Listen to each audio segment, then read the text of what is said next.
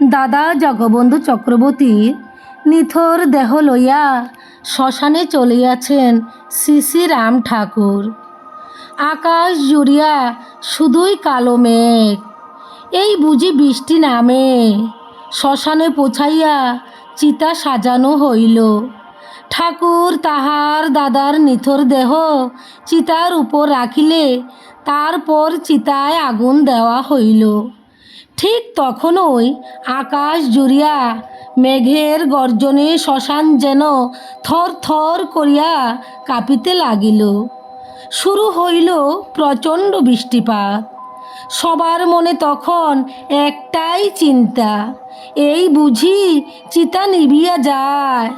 শ্রী শ্রী রাম ঠাকুর তখন চিতার চারিপাশে ঘুরিয়া আসিয়া কহিয়া উঠিলেন, আপনা গো, কোনো ভয় নাই, এই চিতা নিভব না।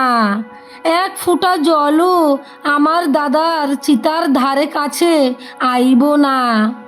সবাই অবাক নেত্রে চিতার দিকে তাকাইয়া আছেন। চিতা দাউ দাউ করিয়া জ্বলিতেছে। মুষলধারা বৃষ্টি ক্রমাগত পড়িয়াই চলিছে, কিন্তু এক ফোঁটা জলও চিতার আগুনকে স্পর্শ করিতে পারিতেছে না। জয় রাম, জয় গোবিন্দ।